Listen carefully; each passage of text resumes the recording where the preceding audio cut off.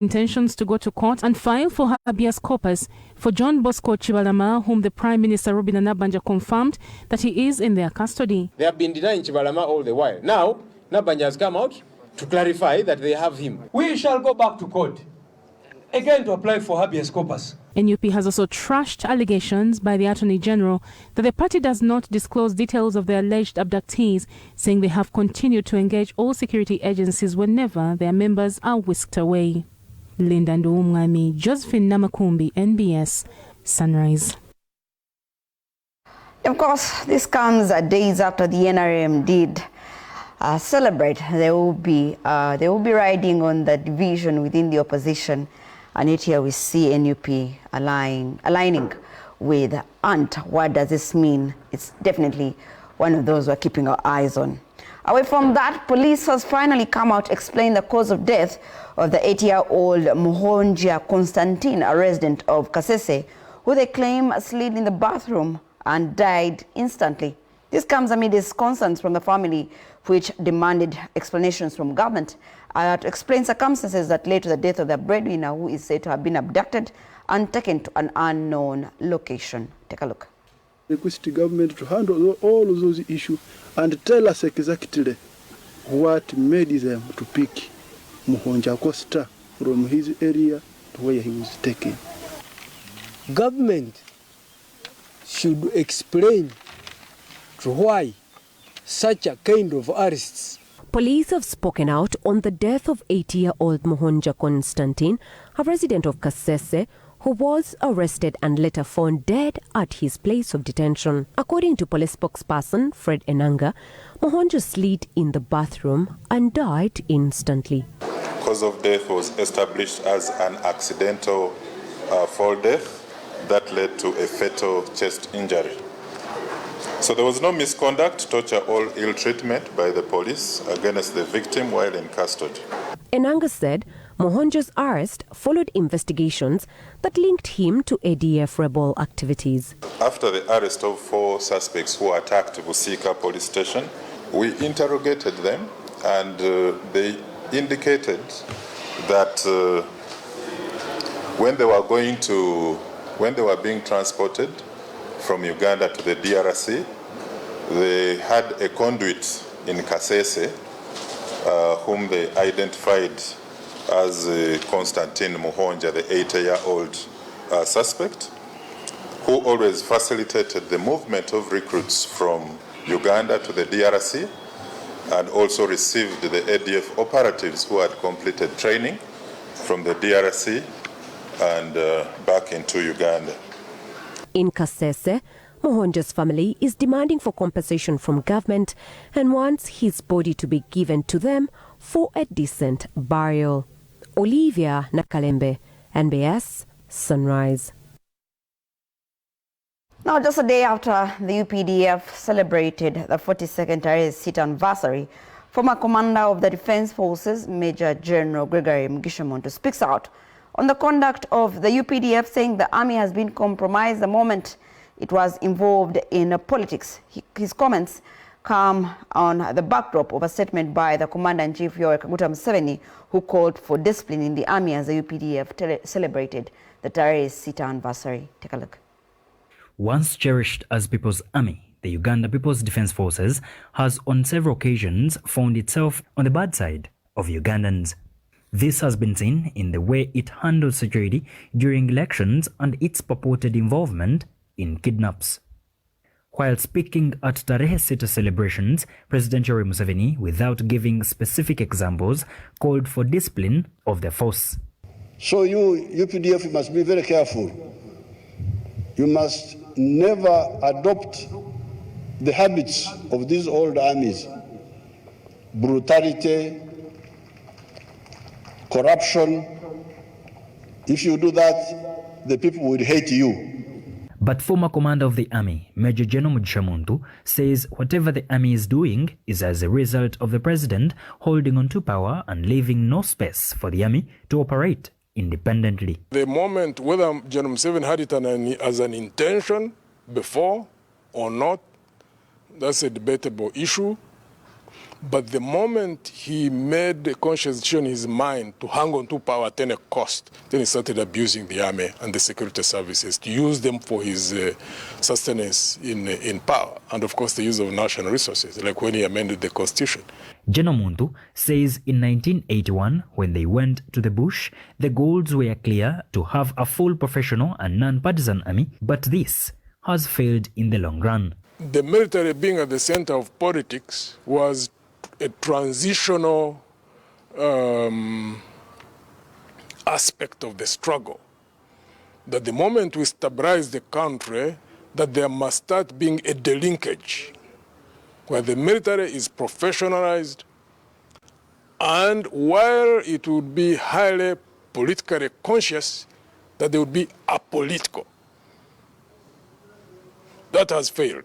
Commenting on the current situation in which the army has been directly involved in politics, Muntu attributes it to the shift in the balance of power and those who were driven by the objective and ideals losing out to those whose focus was power.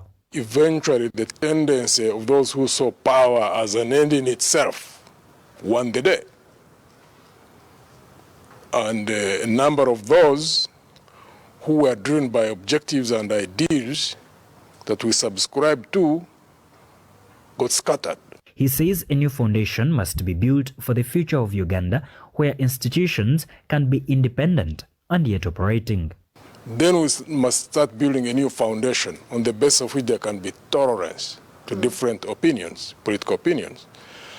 Ensure that we start building and eventually entrench certain principles of governance, like the separation of powers. General Muntu believes that there are officers willing to sacrifice for this nation, but continue to wonder what next for the motherland. There are many officers and men, I believe, who are bleeding in their hearts. They're in uniform, they love the country, they fight for the country to the death.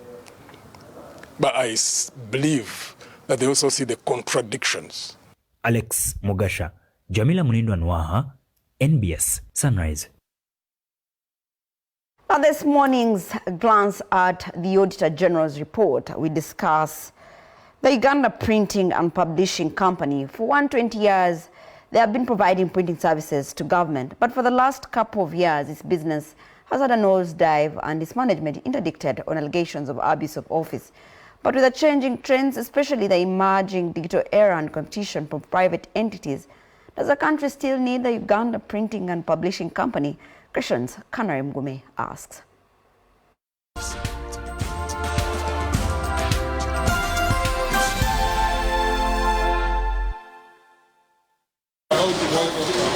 For the last 120 years, the Uganda Printing and Publishing Company has been in charge of printing the Uganda Gazette, an official government publication that contains notices, government declarations and supplements, bills, statutes, statutory instruments and legal notices. Printing the Gazette is a business on its own because it's not just sold, but also everything gazetted is paid for.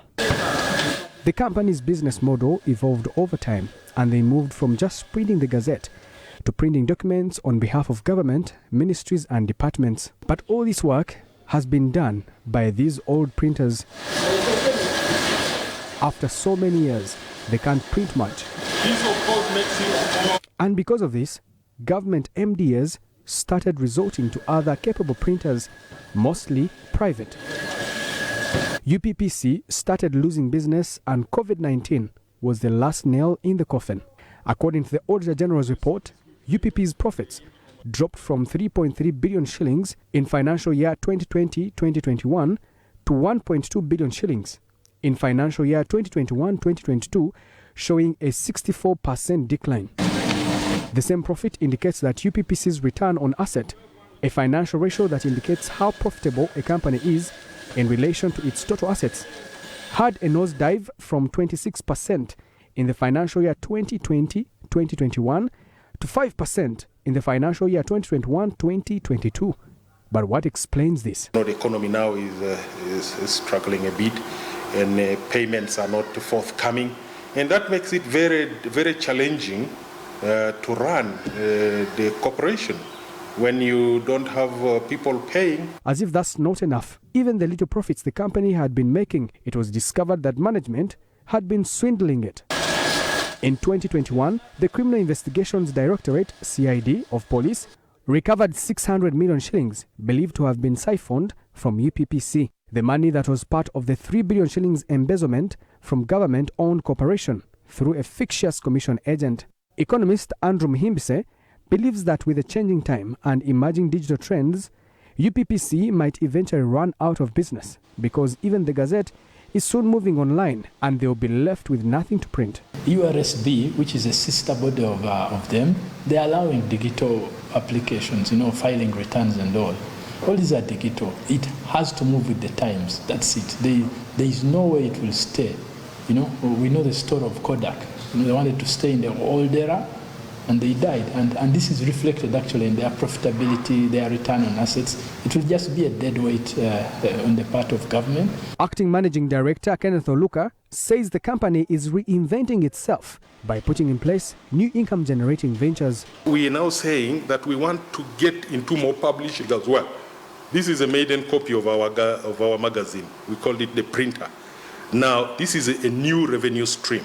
So we are getting into new revenue streams which we think can improve, the revenues and profitability of this corporation. On the printing school, you're going digital. What are you teaching people stuff to print? Is it the future? Muhimbise, however, believes that instead of declining further in business, the company should be merged with URSB and made a department. The merger would be that URSB has proved to be efficient, and these are sister companies, It can be a department in there, and they would still produce their Uganda Gazette, because clearly they don't have power to compete with the private sector. Because the private sector can deliver goods at a low price. The private sector can hire talented staff, which UPPC has no access to. Oluka now is pleading for a recapitalization fund from the government. Government was supposed to give money for UPPC to capitalize it, to prepare it for operation as a commercial entity. But the corporation has never got that money. Question is, the printing business is now going to its sister company, the New Vision, which has even larger printing capacity. Will the Uganda Printing and Publishing Company still be in business in the near future? At what point should a government entity be given special attention when red flags have been raised from the Auditor General and are ignored? Kanara Mgume, NBS.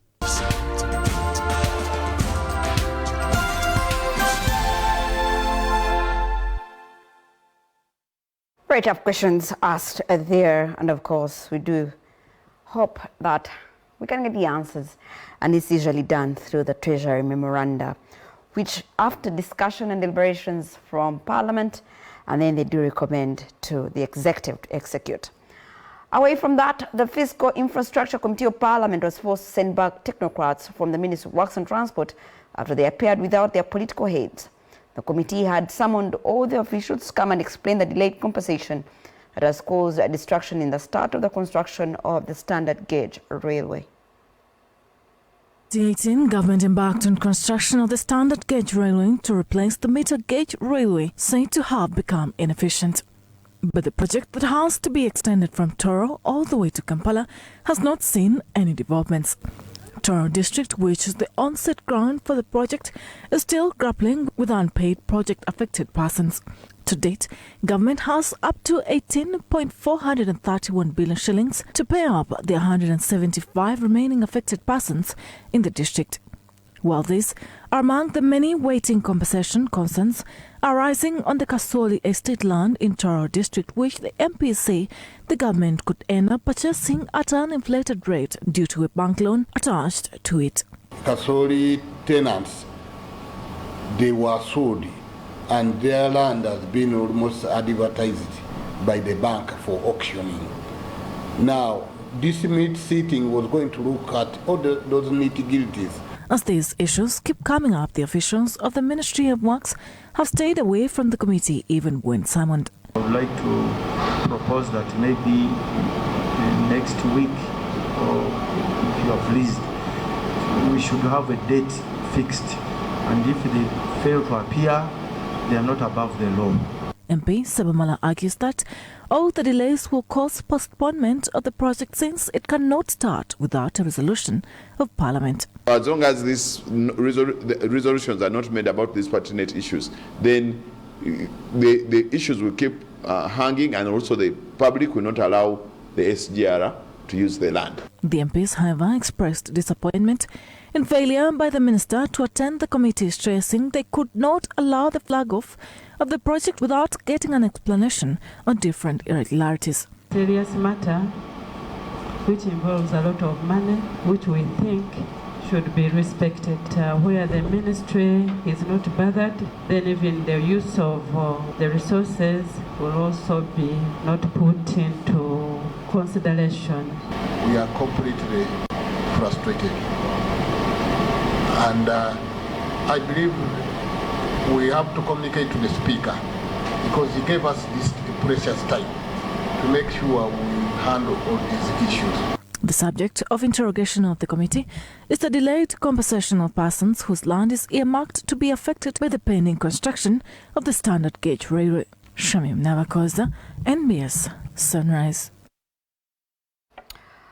Well, away from that, the Deputy Speaker of Parliament, Thomas Tayebwa, has launched the first Uganda Children's Legislative Agenda for the 11th Parliament, imploring members to prioritize issues related to children with disabilities. The Deputy Speaker also noted the need to protect Ugandan children against the now ill-intentioned people who have invaded schools and institutions to promote homosexuality. To the Uganda Parliamentary Forum for Children, the Children's Legislative Agenda that has been launched by the Deputy Speaker identifies gaps where legislation fails to recognize or does not adequately recognize or protect internationally recognized rights and principles. While launching the legislative agenda for the children, the Deputy Speaker, Thomas Tayebwa, indicated the need for members of Parliament to prioritize issues related to children with disability. I also want to implore you that we specifically bring out issues to do with children with disabilities. Issues to do with children with disabilities, you've seen their dismal performance in the last examinations. It should be a point of concern. A point of concern should be raised for us on anything that leaves anyone behind. The Speaker, however, used this platform to attack those supporting the promotion of evil acts of homosexuality in Ugandan schools and other institutions, saying those promoting it must be dealt with decisively. But we are saying stop promoting these evil activities within our communities. If you promote homosexuality to me, I'm able to judge. And I know it's bad. Stop attacking our young children who are not able to judge by bringing in colors that are attractive, you know, rainbow, by packaging it in a way. No, it's okay. It's okay. It's not okay. The State Minister for Youth and Children, Sarah Mateke, says the legislative agenda is a landmark in the aspiration of Ugandan children, as it will help to address the gaps in the laws intended to protect the Ugandan child. The government of Uganda acknowledges that there is an urgent need to initiate and promote legislation that fosters the holistic development of our children. And over the years, we have renewed our efforts to make steady progress in investing in our nation and its citizens, especially children. The government recognizes the need to harness the full potential of every child as a key strategy for social and economic transformation. Uganda has, however, made laudable strides in improving the legal and institutional frameworks to safeguard children's rights. Jamila Mlindwa Nwaha, Sam Ibanda Mugabi, Nbs Sunrise. Nbs Sunrise will put a pause on that and take a short commercial break. When we return, the leader of opposition had a little bit of a stag at the Chigo prison. I'll tell you more. Stay tuned.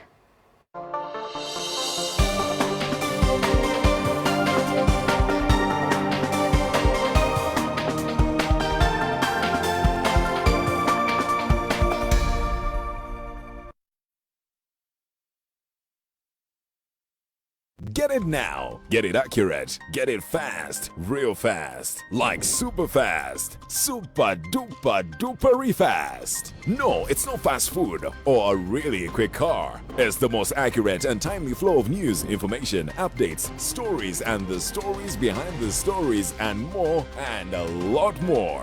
The Now Post. Get it and be the first to break the news. The Now Post. Accurate news fast.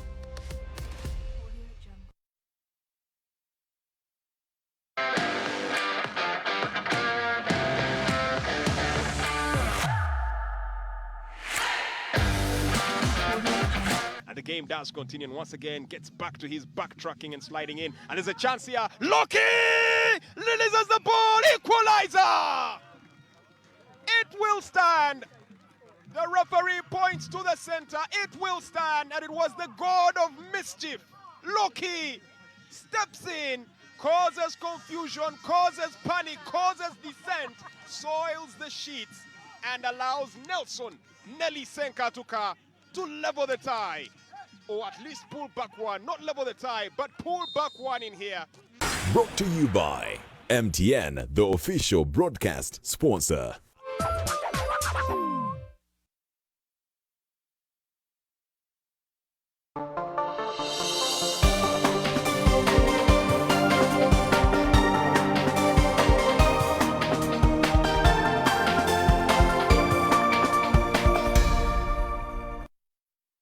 Good morning once again. This is Nbs Sunrise. For those who have just joined us in our segment 2, the leader of opposition, Mathias Impuga, together with other legislators, were frustrated after they failed to see jailed legislator Alan Sewanyana. The MPs who were at Chigo to visit their jail colleagues were informed that Sewanyana is very ill, even though security said he did not want to see them or anyone else.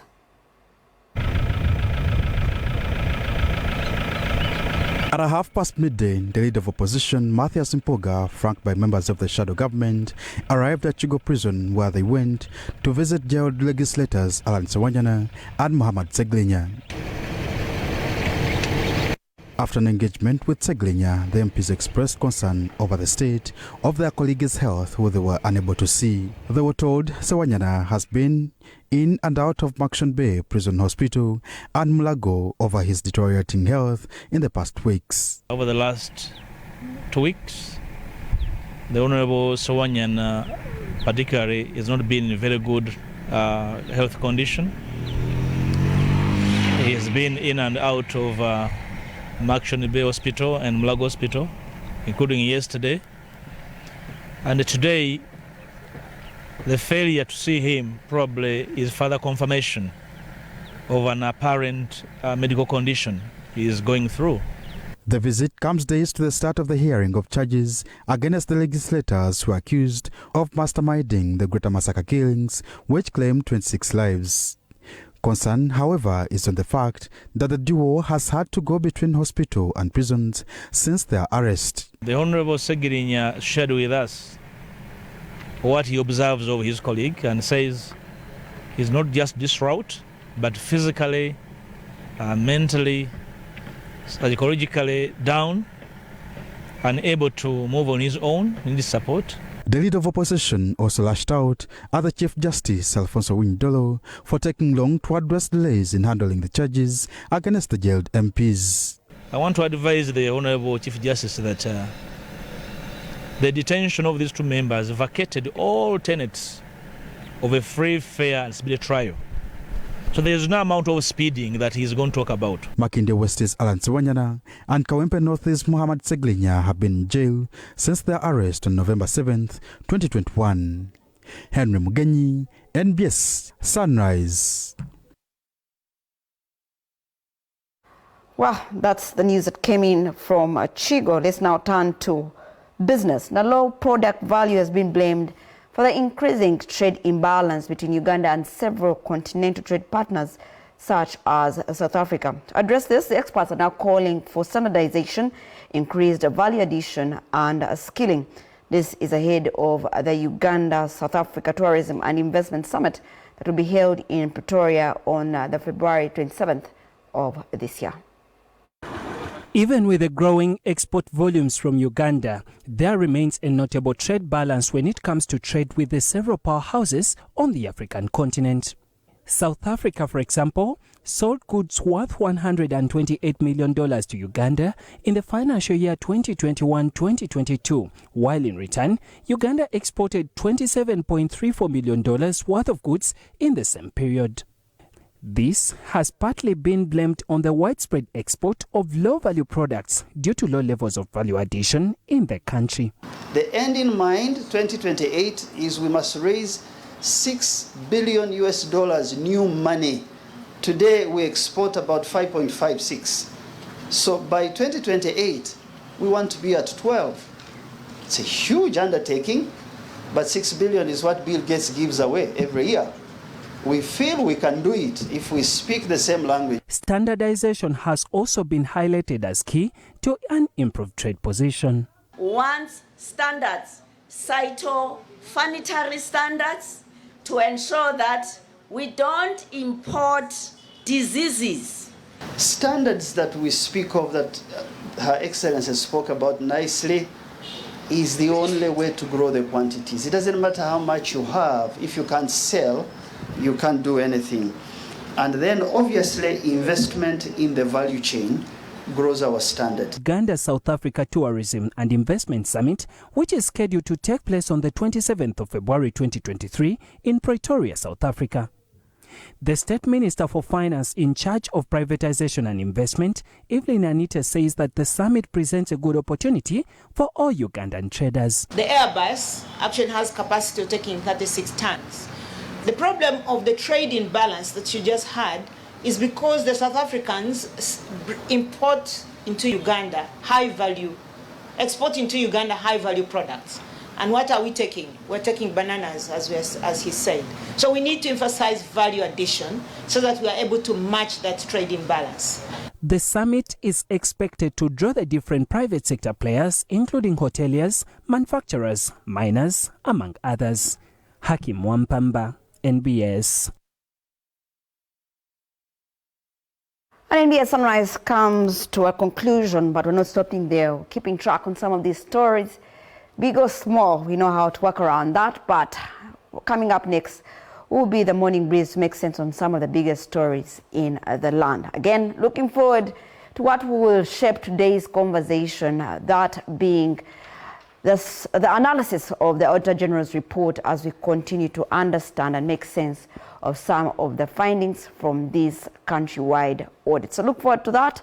The Treasury Memoranda is what we'll be discussing today.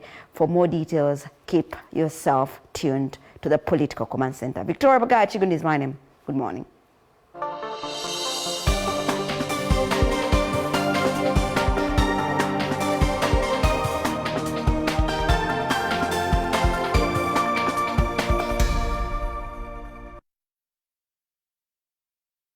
Explore, enjoy and dance to the latest content, beats and kawozi from Uganda and beyond. Simply go to your Play Store or App Store right now, find Afro Mobile, download it straight to your phone and get started. Is it TV you want? Simply open the app, click on TV, select the channel you want and watch live. Are you busy right now? Then check out On Demand or enjoy in your free time. Afro Mobile. The future is now.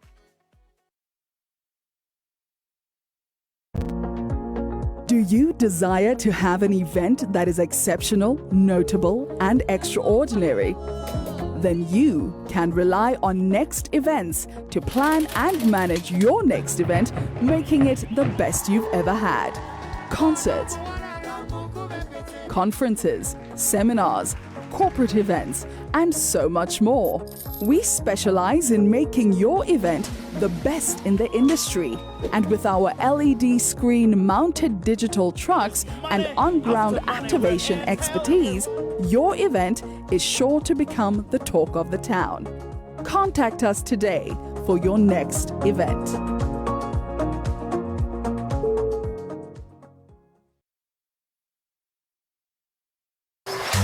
Is it cardio, abs, or simply a body that won't pick up diseases? You're going to burn some fat and build some muscles. Wake up every morning in the best shape of your life as Doreen Shapes takes you through the drills. We won't give up on you till you hit your stride. Try to eat more fruits and vegetables. Try to reduce on the